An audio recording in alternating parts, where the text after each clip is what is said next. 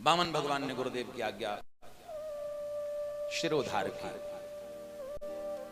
और भगवान बामन चले।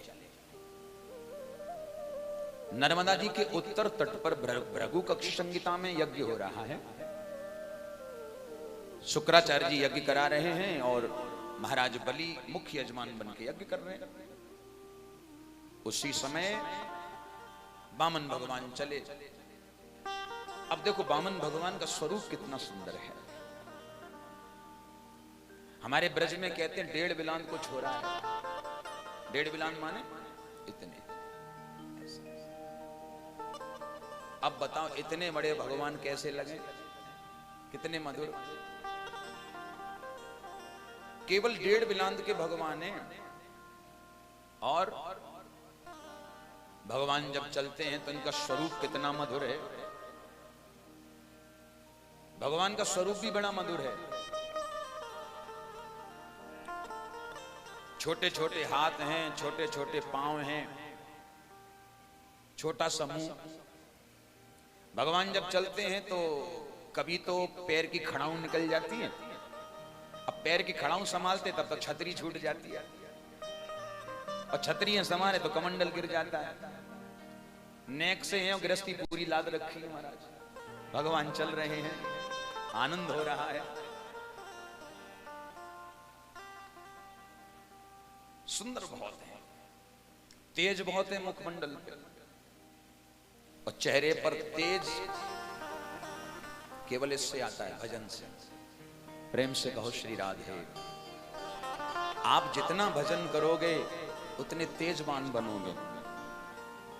अन्यथा मार्केट के कितने भी प्रोजेक्ट लाके घर में आप यूज करो, कितना भी आप क्रीम लगाओ, पाउडर लगाओ, अच्छा सुंदरता के लिए हम क्या नहीं करते।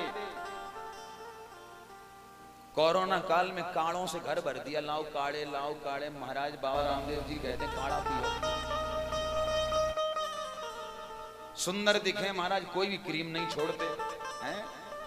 लेकिन भैया एक बात ध्यान रखो, क्रीम पाउडर अपनी जगह है, ठीक है, माताओं की व्यवस्थाएं हैं और ठीक भी है। आप उपयोग में लेती हो तो फैक्ट्रियां चल रही हैं, नहीं तो सबके धंधे ही बंद हो जाए।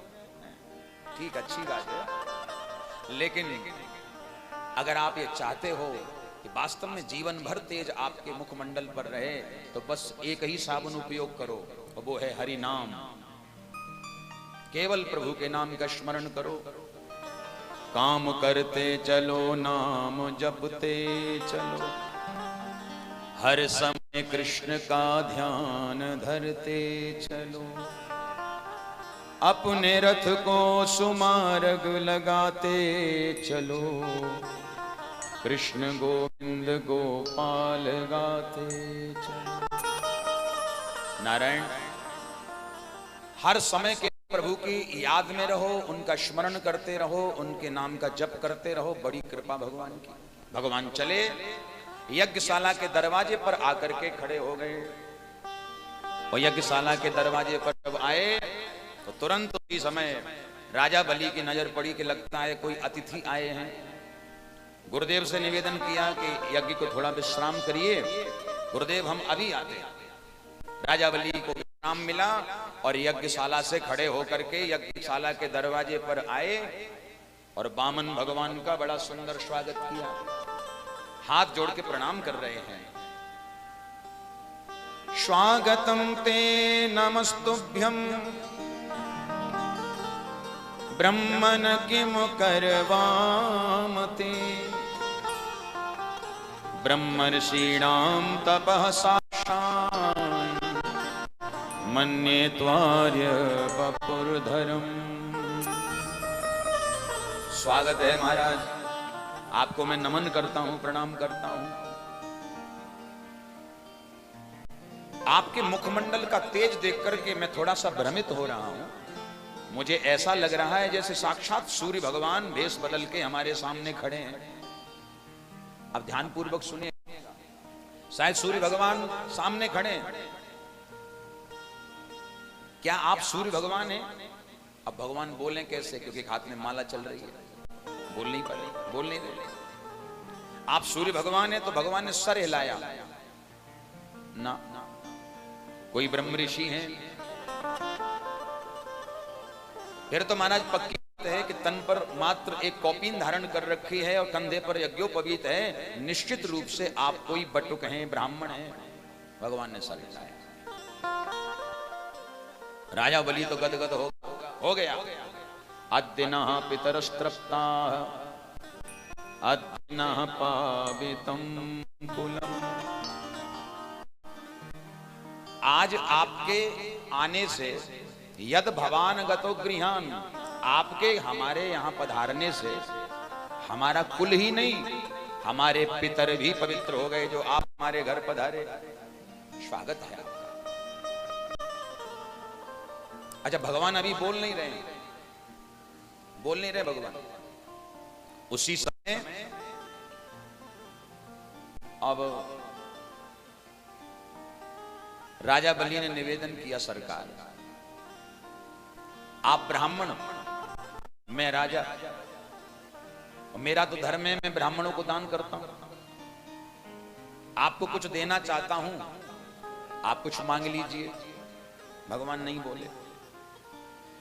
बलि ने कह दिया कि यदि आप कहें तो आपको गोदान, अन्नदान, भूमिदान, स्वर्णदान कुछ भी कर सकता हूं। भगवान फिर भी नहीं बोले। अब अंत में बलि ने एक ऐसी बात कही कि भगवान को बोलना ही पड़ा।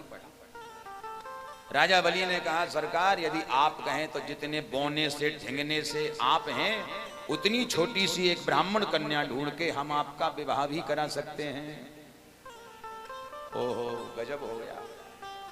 तुरंत भगवान की जैसे ही माला पूरी भई, सो भगवान अब मुस्कुरा के बोले, बलि मैं जानता हूं तू जितनी बातें बोल रहा है वो सारी बातें बोल करके उसको सत्य भी कर सकता है, क्योंकि मैं जानता हूं तो जिस खानदान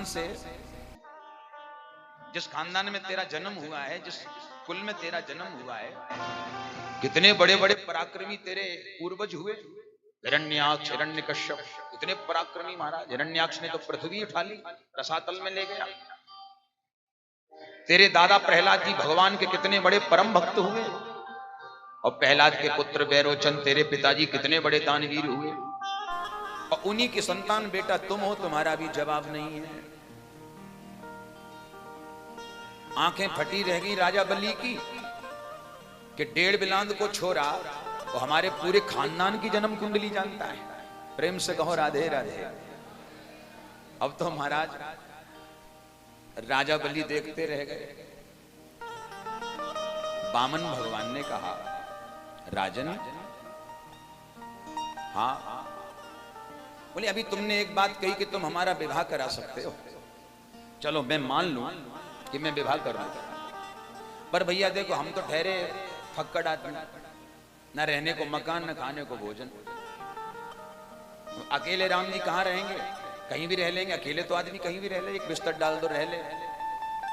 पर संग में जब वो डोर बंध जाए, बस वहीं से फिर समस्याओं का खेल चालू होता है कि अब घर बनाओ, फिर ये बनाओ, अब ये लाओ। अब अकेले आदमी को परेशानी नहीं है, पर एक से जहां 2 हुए, तो वही भगवान इशारा कर रहे हैं कि आप कह रहे हो विवाह करा दोगे और हम कर भी लें, पर यूं बताओ भैया, जो हमारी धर्म पत्नी आएगी तो उसे हम रखेंगे कहाँ?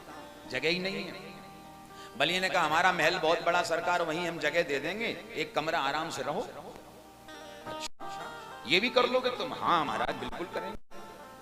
अच्छा, तो हमारा खर्चा कौन उठाएगा? क्योंकि हम ठहरे ब्राह्मण, नौकरी तो किसी के यहाँ कर नहीं सकते। जो भी अनुष्ठान करें, कर्मकांड, गुजारा चले न चले। बोले ठीक है, व्यवस्था भी हम करेंगे, भोजन प्रसादी। अच्छा, ये भी करोगे तुम, खर्चा भी उठाओगे? बोले हाँ। अच्छा बलि, एक बात का जवाब और दो तो विवाह करो। पूछो महाराज। हमारे घर में यदि एक बेटा हुआ, तो बेटा जब होता है तो खुशियां मनाई जाती हैं। बोले हाँ। तो खुशी में तो हम तो नाचेंगे ही, तो तुम भी हमारे नाचोगे? अरे महाराज, क्यों नहीं नाचेंगे? खुशी होगी बेटा की तो हम भी नाचेंगे, खूब गाएंगे। अच्छा, एक बात और बताओ। क्या? बोले अगर उस बेटा को कोई बीमारी लग गई और वो कहीं मर गया तो हमें तो रोना ही पड़ेगा, क्या तुम भी हमारे साथ रोओगे? बलि बोला, रोने का ठेका अपना नहीं है। प्रेम से कहो राधे राधे। रोने का काम अपना नहीं है। तो वामन भगवान ने कहा कि भैया ऐसा कार्य क्यों करो जिससे रोने की शंका रहे मन में, विवाह तो नहीं करेंगे। अब तुम बताओ तुम हमें क्या दे सकते हो। उसी समय तुरंत राजा बलि ने कहा सरकार जो आप चाहें।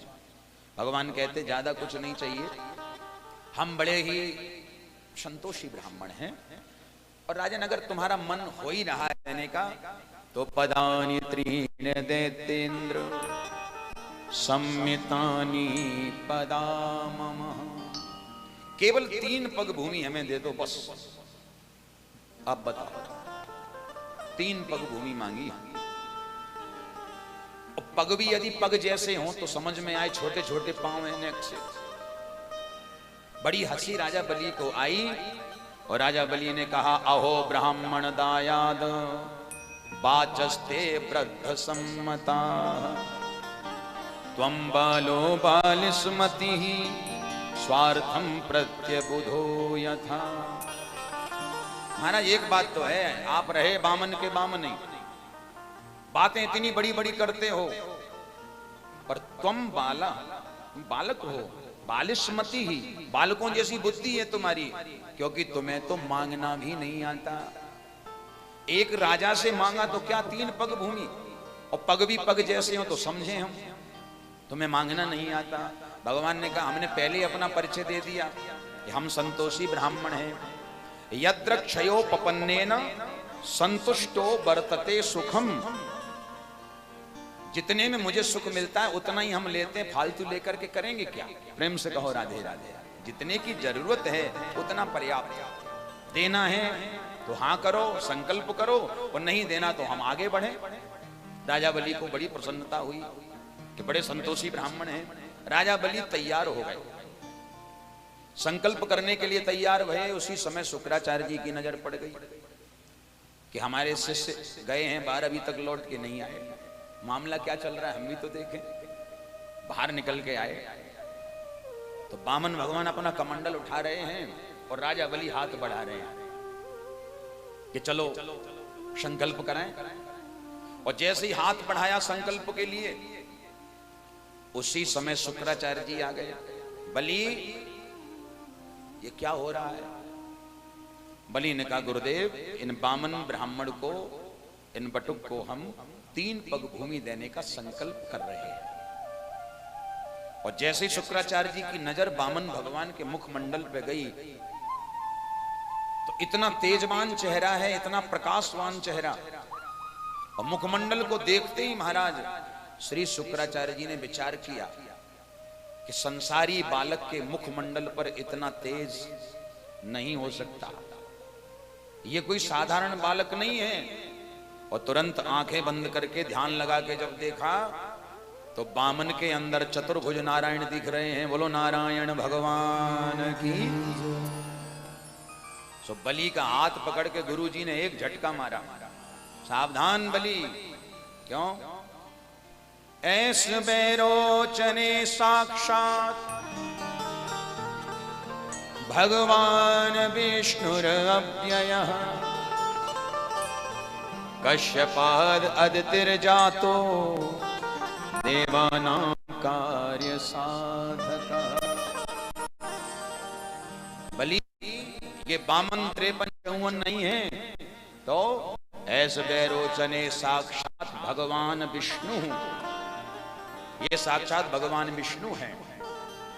कश्यप अदिति के पुत्र बन के आए हैं, पर किस लिए? देवानाम कार्य साधका, ये देवताओं का कार्य सिद्ध करने के लिए पधारे हैं, देवताओं के कार्य साधक बन के आए हैं। और बेटा तुझे छलने के लिए आए हैं, अब तू मना कर दे कि मैंने संकल्प नहीं लिया। बलि ने कहा गुरुजी आपसे ही तो सीखा है कि झूठ नहीं बोलना चाहिए, और आप कह रहे हैं कि मैं झूठ बोलूं। तो शुक्राचार्य जी बोले क्यों नहीं बोलेगा झूठ? बोले गुरुजी आपने ही तो कहा है कि झूठ बोलने से पाप लगता है। तो शुक्राचार्य जी ने बड़ी अच्छी नीति बताई, और शुक्राचार्य जी कहते हैं कि संसार में कुछ स्थान ऐसे हैं जहां पर व्यक्ति थोड़ा सा झूठ बोले तो उसे पाप नहीं लगता। कहां कहां सुनना चाहोगे? कौन कौन सुनना चाहता है बताओ? झूठ कहां कहां बोलना चाहिए? अच्छा, ये तो आपका उत्तर हो गया कि आप सब सुनना चाहते हैं। हम आपसे पूछ लें सत्य कहां कहां बोलते हो आप? बोलो, सत्य बोलते ही कहां हो? टोटल झूठ। दुकान पे बैठो तो झूठ, मकान में बैठे तो झूठ, रास्ते में चलो तो झूठ। ये बात तो उसके लिए है जो जीवन में कभी असत्य भाषण नहीं करता। हम लोग कितनी जल्दी हाथ उठा देते, महाराज जी बताओ कहां झूठ बोले। हम तो पूछते सच ही कहां बोलते हो। बोलो राधे राधे। पर फिर भी सुनो, बड़ी प्यारी बात है। स्त्रीसु नर्म विवाहे च भृत्यर्थे प्राण संकटे गौ ब्राह्मणार्थे हिंसायां नानृतिं स्याजुगुप्सितम्। कितना बढ़िया श्लोक है। और क्या कहते हैं, कहां कहां झूठ बोले? तो सोनी जी ध्यान से सुनना, आप लोग भी, खासकर भाई लोग, स्त्री सु, अपनी पत्नी से।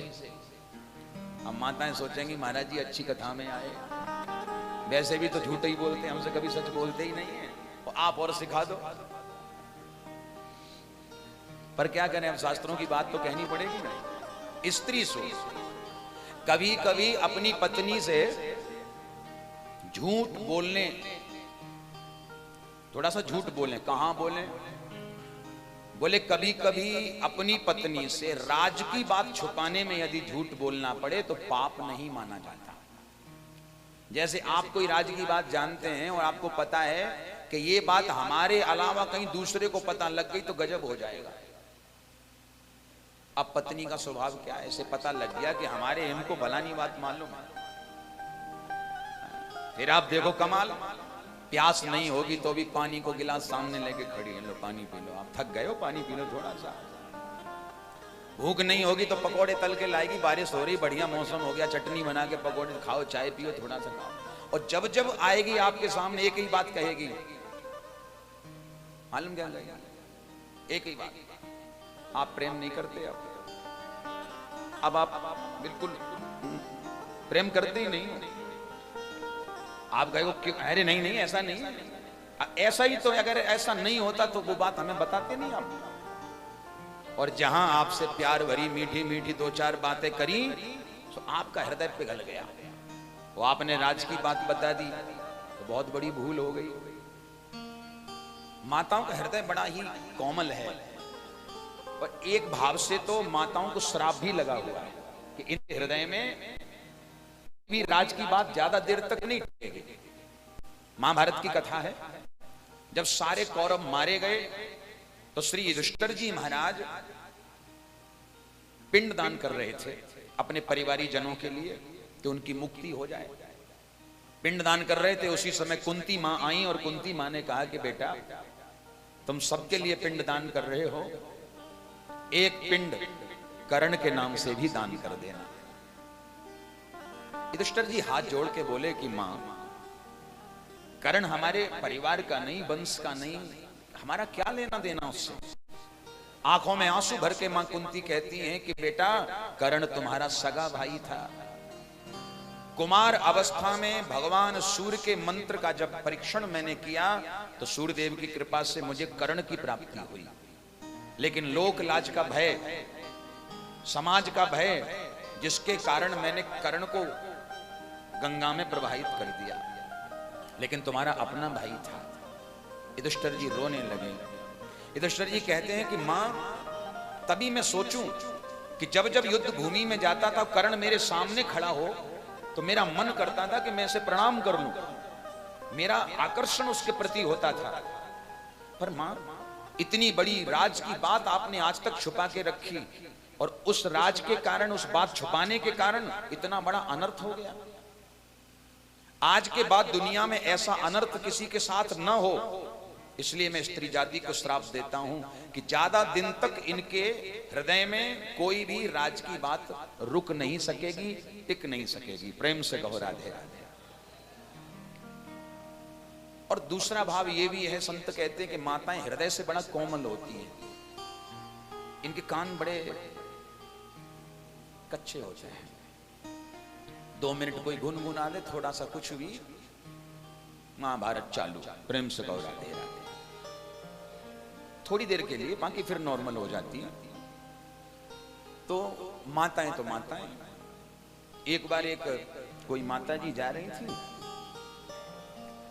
खेत की ओर गई तो गन्ने का खेत था, और गन्ने के खेत से निकल रही थी तो क्या नजर पड़ी कि गांव के प्रधान का लड़का वहां से गन्ना चोरी करके निकला। और माता जी ने देख लिया, क्यों रे चोरी करता? गन्ना तो आने नीचे पटके हाथ जोड़ के बोला, माता जी आपको हमारी सौगंध, गांव में काउते मत कहियो, आपने अगर गांव में कह दी तो हमारी नाक कट जाएगी, बेइज्जती हो जाएगी। माता जी बोली नहीं कहूंगी। अब माता जी लौटी घर तो रास्ते में इनकी दूसरी सहेली मिल गई। और भैया 2 सहेलियां मिल जाएं तो सत्संग ऑटोमेटिक स्टार्ट हो जाता है। बोलो राधे राधे। सहेली मिल गई तो बातचीत होने लगी। बहन तू बड़ी उदास, क्या बात? अरे क्या बताएं बहन, बड़ा बुरा जमाना आ गया, लोग गलत काम करते हैं लेकिन सोचते नहीं है कि परिणाम क्या होगा, सोचते ही नहीं है। हुआ क्या? अरे अपने गांव के प्रधान का लड़का किसी के गन्ने के खेत से गन्ना चुरा के निकला, और उसने मुझसे कहा कि गांव में किसी से मत कहना। और बहन तू मेरा स्वभाव तो जानती है, मैं गांव में किसी से क्यों कहूंगी। बोलो राधे राधे। अब बताओ ना, पूरी बात भी कह दी और इतनी कौम है स्वभाव की।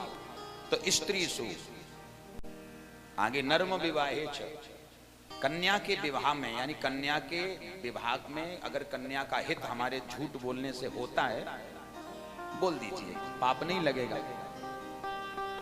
वृत्त्यर्थ है, वृत्ति में, व्यापार में। आप दुकानदार हैं, व्यापारी हैं, और व्यापारी व्यक्ति अगर ये सोचे कि हम झूठ नहीं बोलेंगे, हम नहीं बोलेंगे झूठ, हरिश्चंद्र बन के बिल्कुल आप सोचें कि हम बैठ जाएं, लोग क्या कमाओगे? इसलिए घर गृहस्थी चलाने के लिए, सबकी सेवा करने के लिए तो थोड़ा सा झूठ का आश्रय लेना पड़ता है व्यापार में। तो व्यापार में बोला हुआ थोड़ा सा झूठ पाप नहीं माना जाता।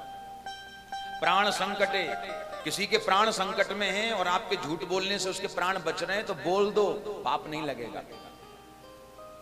गौ ब्राह्मणार्थे हिंसायाम, गौ माता की कोई हिंसा कर रहा है, जैसे आप अपने दरवाजे पर बैठे हैं, वो आपने देखा कि एक गौ माता दौड़ती हुई चली आ रही है, और वह गैया मैया के पीछे कोई कसाई तलवार लेके पड़ा है मारने के लिए, और गैया भागी, और भागते भागते वो आपके घर में घुस गई। आपने देख लिया कि गैया अंदर गई, कसाई ने नहीं देख पाया। अब वो वहां से निकला तो आप दिख गए। भैया यहां से गैया को देखा जाते हुए। अब उस जगह आप अगर ये विचार करने लगो कि झूठ बोलना पाप है, हमें तो झूठ नहीं बोलना चाहिए, वो आपने कहीं कह दिया कि गैया अंदर है, तो गौ हत्या हो जाएगी। इसलिए गौ हत्या रोकने के लिए, गौ माता की रक्षा के लिए अगर झूठ बोलना पड़े तो मैं कहता हूं एक नहीं 100 झूठ बोलो, गैया मैया जीवन में कृपा कर देंगी। बोलो गौ माता की।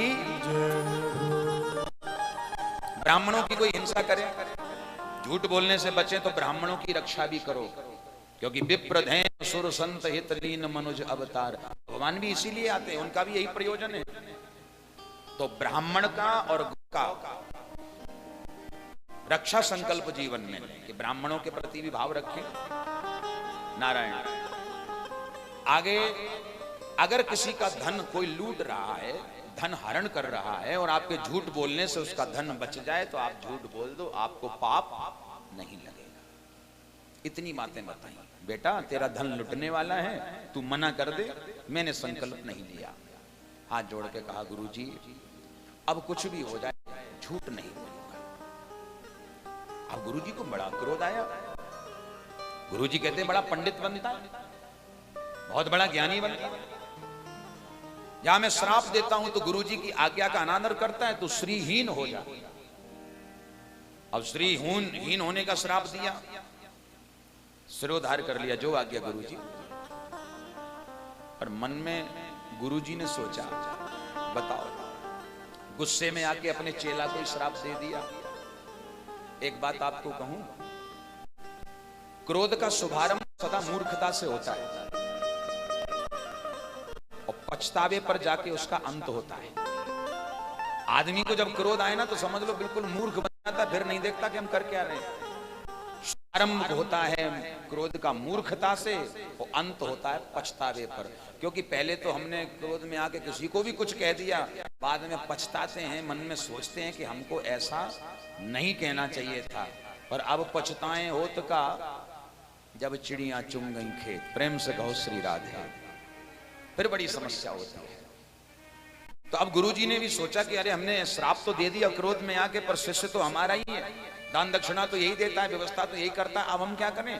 तुरंत गुरुजी ने मन में ठान लिया कि ये संकल्प हम होने ही नहीं देंगे। और उसी समय गुरुदेव ने छोटा स्वरूप बनाया और वामन भगवान के कमंडल में प्रवेश कर गए। पद्म पुराण की कथा है, कमंडल में प्रवेश कर गए और कमंडल में लगी टोंटी जिसमें से जल निकलता है, उसमें छिद्र था, छिद्र से आंख लगा के बाहर देख रहे हैं कि हो क्या रहा है। तो वामन भगवान ने कहा बलि संकल्प कराओ। बलि ने हाथ बढ़ाया, कमंडल वामन भगवान ने उठाया और जैसे ही जल डालने लगे संकल्प के लिए, आप रोज पूजा करते हैं ना सब लोग, तो आचार्य जी संकल्प कराते हैं ना, जल अक्षत सुपारी दक्षिणा और उसके बाद संकल्प। तो ऐसे ही जब तक जल नहीं डलता तब तक संकल्प नहीं होता। तो जल निकल नहीं रहा कमंडल से, तो कहा वामन भगवान से बलि ने कि प्रभु ये जल क्यों नहीं निकल रहा। वामन भगवान बोले अरे भैया बलि, लगता है टोंटी में कोई कूड़ा फंस गया है, बहुत दिनों तक टोंटी साफ ना करी मैंने, तू चिंता मत कर, अभी कर देता हूं साफ। तो कमर में जो रस्सी मेखला जो थी उसमें ही सप्तऋषियों ने जो कुशा दे रखी उसको लगा रखा भगवान ने। कुशा निकाली बगल में से और कुशा निकाल के टोंटी के छिद्र में प्रवेश करा दिया। और टोंटी के छिद्र में आंख धर के शुक्राचार्य जी बाहर देख रहे थे महाराज, और जैसे ही कुशा का प्रवेश आंख में हुआ तो शुक्राचार्य जी की एक आंख पधार गई। प्रेम से कहो राधे राधे। एक आंख के हो गए, एक आंख के हो गए महाराज, भागे। और एक आंख का मतलब है मानो भगवान ने एक संदेश दिया कि आप महापुरुष हो, ज्ञानी हो, और ज्ञानियों को सबके लिए एक ही नजर होनी चाहिए। प्रेम से कहो श्री राधे। भेदभाव नहीं होना चाहिए, एक ही नजर से सबको देखे वही तो ज्ञानी है। अब अपना पराया जहां आ गया वहां ज्ञान क्या रहा। भेदभाव नहीं होना चाहिए। नारायण। अब शुक्राचार्य जी तो चले गए, भगवान ने कहा कि अब संकल्प पूरा करने के लिए तैयार हो जाओ। संकल्प पढ़ दिया और तैयार हो जाओ। ठीक है महाराज हम तैयार हैं। और उसी समय भगवान ने राजा बलि के सामने से अपना वामन स्वरूप त्यागा और विराट स्वरूप प्रभु ने धारण कर लिया। विराट बन गए भगवान। बोलिए विराट भगवान की जय हो। विराट बन गए भगवान। और भगवान जैसे ही विराट बने तो अब दिख ही नहीं रहे भगवान। चरण तो रखा है पृथ्वी पर, ऊपर कहां गए। अब भगवान ने एक ही चरण से नीचे के लोगों को नापा। पृथ्वी अतल वितल सुतल तलातल महातल पाताल, 7 लोक नीचे के। फिर ऊपर पे चरण बढ़ा दिया। जनलोक महरलोक तपलोक सत्यलोक स्वर्गलोक सूर्यलोक चंद्रलोक ब्रह्मलोक। ऊपर के भी लोक नाप लिए दूसरे चरण से। ब्रह्मलोक में जब चरण पहुंचा तो ब्रह्मा जी ने देखा अरे तो हमारे विराट भगवान का श्री चरण है। तो ब्रह्मा जी ने तो अपना कमंडल उठाया। कमंडल उठा करके कमंडल में जो जल भरा हुआ था उसी जल से ब्रह्मा जी ने विराट भगवान के चरण के अंगूठे को धुला और धुल के वही जल कमंडल में रख लिया वापस। और वही जल आगे चल के गंगा बना। बोलो गंगा मैया की जय। गंगा के रूप में परिणित हो गया। और गंगा गंगेति यो ब्रूयात योजनानां सतैरपि। 100 योजन दूर से भी जो गंगा मैया का नाम ले लेता है, गंगा मैया उसके समस्त पापों को ध्वस्त कर देती हैं, समाप्त कर देती हैं। ऐसी हमारी गंगा मां है। अब पूछा राजा बलि से, बलि भैया न्यों बता कि अब तीसरा चरण कहां रखूं? तूने 3 पग भूमि देने का संकल्प किया था, मैंने 2 चरण में ही सब कुछ तेरा नाप लिया, तीसरा चरण कहां धरूं? राजा बलि शांत हो गए तो तुरंत भगवान ने राजा बलि को बंधन में बांध लिया। अब बंधन में बांधा तो बलि के जितने सैनिक थे सो भगवान की ओर दौड़े मारने को। बलि ने कहा सावधान, रुक जाओ, अभी मेरे दिन ठीक नहीं चल रहे। गुरुजी ने श्राप दिया है ना, अब गुरुजी ने श्राप दे दिया, दिन ठीक नहीं चल रहे और तुम अगर युद्ध करोगे तो निश्चित है कि एक भी नहीं बचोगे, सबके सब मारे जाओगे, इसलिए सावधान। सब शांत हो गए। अब बलि ने भगवान से निवेदन किया कि प्रभु आपसे मैं एक प्रश्न करना चाहता हूं। भगवान बोले बताओ। बोले ये बताओ, धन बड़ा होता है या धन देने वाला धनवान बड़ा होता है? भगवान ने कहा सीधी सी बात है, धनवान बड़ा होता है। धन तो संसार में भरा पड़ा है लोगों पे, लेकिन दिल नहीं है, दान करने का दिल नहीं है, मन नहीं है। और भैया धनवान वही माना जाता है जो अपने धन को संत सेवा में लगा दे, भागवत सेवा में लगा दे, गौ माता की सेवा में लगा दे, वही तो धन सार्थक है। कईयों का स्वभाव है तिजोरियां भरते जाओ, अच्छा खोल के रोज देख लेते धरा है कि चला गया, कहीं धरा है तो देख लिया, मन बहुत बढ़िया है, रखा हुआ है। शास्त्रों के अनुसार ऐसे ही लोग सर्प योनि में जाते हैं। प्रेम से कहो श्री राधे। इनको सर्प योनि प्राप्त होती है और सर्प बन के फिर बैठे रहते हैं अपने उसी पे धन पे कुंडली मार के। बड़ी मुश्किल से कमाया था, अब कोई ले न जाए, वहीं बैठे। इसलिए जितना ज्यादा हो सके अपने धन को प्रभु की सेवा में समर्पित कर दो, धन को मोड़ दो। तो धन से बड़ा है धनवान। तो राजा बलि ने कहा तो पदम तृतीयम कुरुशीष्ण में निजम। अगर धनवान बड़ा है तो धनवान तो आपके सामने पड़ा है, इसलिए प्रभु ऐसा करो कि तीसरा चरण मेरे सर पे धर के मुझे नाप लो ताकि मेरा संकल्प पूरा हो जाए। वाह, प्रसन्न हो गए प्रभु। और तीसरा चरण राजा बलि के सिर पे धरा। उसी समय महाराज प्रहलाद जी भी प्रकट हो गए। प्रहलाद जी ने नाना प्रकार से भगवान की पावन स्तुति गाई और बलि को बंधन से भगवान ने मुक्ति दिला दी। बलि ने तो पिंड दान किया। एक संत का भाव था, बलि ने ये जो पृथ्वी ये सब किया, 3 चरण पृथ्वी का संकल्प, लेकिन बलि जैसा पिंडदान तो किसी ने भी नहीं किया। 2 चरण से परमात्मा ने सारी संपत्ति का हरण किया और तीसरा चरण बलि ने क्या कहा कि हमारे सिर पे धर के हमें पूरा संपूर्ण नाप लो। और शरीर को ही पिंड कहा जाता है, ये पिंड है। पिंड का भी दान कर दिया और सच्चा पिंडदान यही माना जाता है। और बलि ने जब दान किया तो उसका नाम ही हो गया बलिदान। प्रेम से कहो श्री राधे। तब से बलिदान होने लगा।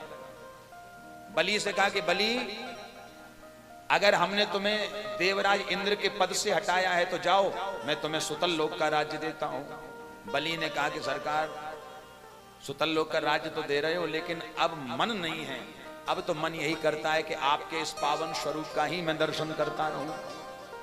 तो भगवान ने कहा तो ठीक है, एक काम करो। बोले क्या?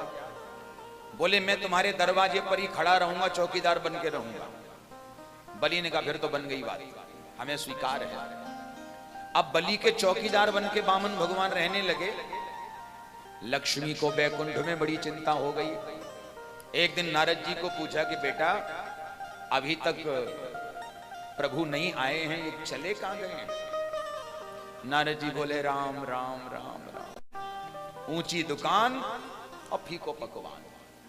आप तो नाम की लक्ष्मी हैं। आपके घर में यदि धन दौलत होती तो आपके पतिदेव राजा बलि के यहाँ नौकरी न कर रहे होते, चौकीदार बन गए हैं, तनख्वाह मिलती महीना में। समझ गई लक्ष्मी के फिर किसी भक्त के चक्कर में पड़ गए, क्योंकि जब जब अपनी भक्ति के प्रभाव से जिस रूप में भजता है वही स्वरूप करके परमात्मा प्रकट हो जाते हैं। लक्ष्मी ने सोचा अब क्या करें? तो नारद जी ने कहा एक उपाय है कि आप राजा बलि की बहन बन के चली जाओ, और जब बहन भाई की कलाई पे राखी बांधती है, कल रक्षाबंधन है, तो भैया कुछ ना कुछ देता है, मांगने को कहता है। जैसे ही मांगने को कहें तो आप समझदार हैं, मांग लेना। और ऐसा ही हुआ, लक्ष्मी भेष बदल के पहुंची राजा बलि के यहाँ। बलि रक्षा सूत्र बांधा, ये बद्धो बलि राजा दानवेंद्रो महाबला, तेन त्वा प्रतिपन्नामि रक्षे माचल माचल। रक्षा सूत्र बांध दिया। उसी दिन से रक्षाबंधन प्रारंभ हो गया, रक्षा सूत्र बांधा। अब बलि ने कहा, बहन राखी बंधी है, अब अपना परिचय तो दे दो कि तुम कौन हो। तो लक्ष्मी ने कहा कि बहुत दूर से रिश्ते की मैं आपकी बहन लगती हूं। अच्छा, दूर के रिश्ते की बहन? बोले तो फिर अब राखी बांधी है तो कुछ ले लो, मैं आपको कुछ देना चाहता हूं। लक्ष्मी ने कहा, आप हमें क्या दे सकते हैं? घर में सब कुछ है, अब भैया बने गए हो और देने का दिल है तो केवल एक चीज दे दो। क्या? बोले अपना चौकीदार। जैसे भगवान को मांगा तो बलि हाथ जोड़ के बोले, बहन जी अब दूंगा तो जरूर, पर जल्दी से ये बताओ कि तुम हो कौन। लक्ष्मी जी बोली, आपकी बहन हो कौन? बोले नहीं नहीं, संसारी बहन होती तो धन दौलत मांग लेती, पर आपने हमारे प्राणों से प्रिय धन को मांग लिया है, जल्दी बताओ तुम कौन हो। उसी समय श्री लक्ष्मी जी असली स्वरूप में प्रकट हो गई। बोलो लक्ष्मी मैया की जय हो। चरण पकड़ लिए बलि महाराज ने, अरे वाह, और मन मन प्रसन्न हो रहे हैं कि बताओ ये परमात्मा की कितनी असीम कृपा है, मेरे जैसा सौभाग्यशाली संसार में कोई भी दूसरा नहीं हो सकता। त्रिलोकीनाथ नारायण जब हमारे यहाँ आए तो 3 पग भूमि की याचना करने आए। लक्ष्मी जी आई तो हमारा चौकीदार मांगने को आई।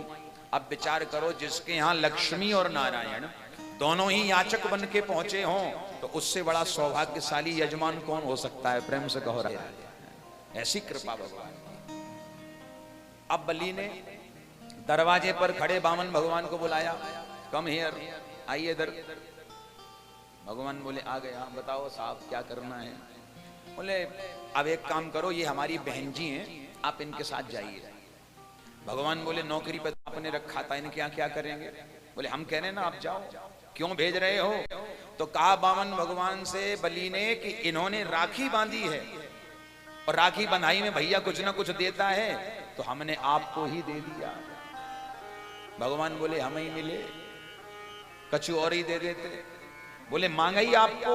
तो भगवान ने धीरे कान में कहा, तो ठीक है मैं तो जा रहा हूं, अगर तुम्हारा कुछ और मन हो तो अभी मांग लो। और जैसे ही मांगने की बात कही सो लक्ष्मी ने टेढ़ी नजर से भगवान को देखा, सो भगवान घबरा गए।